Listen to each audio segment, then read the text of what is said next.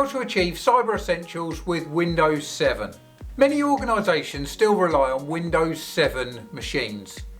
Maybe it's software or legacy hardware that means that they have to keep using those devices.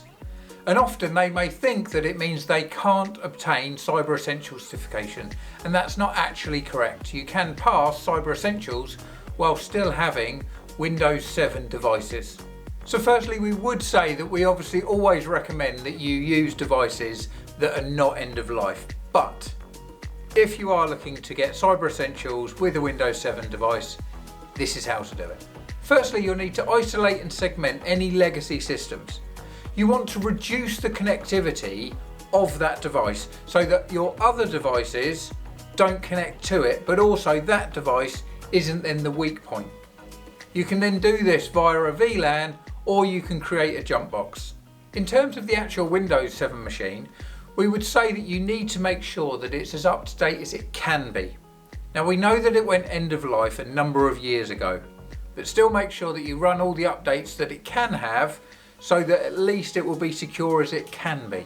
Then what you want to do is try and beef up the security all around it, because we know that you've got a weak point, so we need to make sure that we're maximising everything else.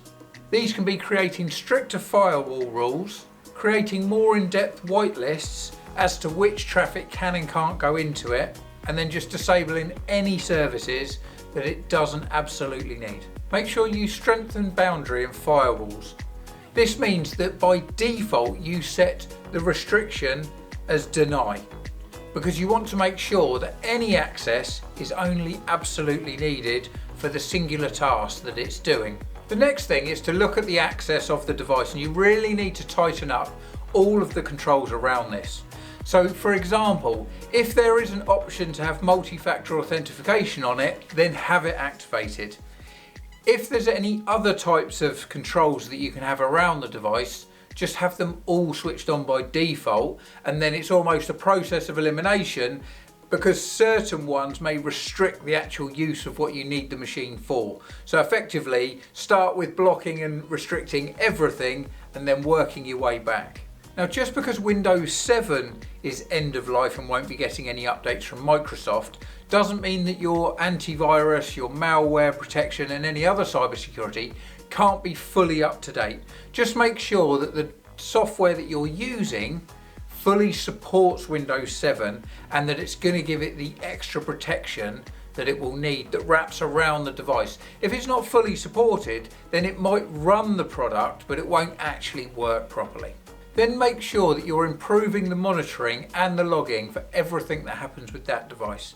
IPS tagging, for example, will show exactly what's gone on with the device, anyone that's logged into it, anyone that's currently logged in, or anyone that may have logged in the past. It's really important that you've got a full audit trail so that you can understand what that device is doing and potentially the security risks that it could have.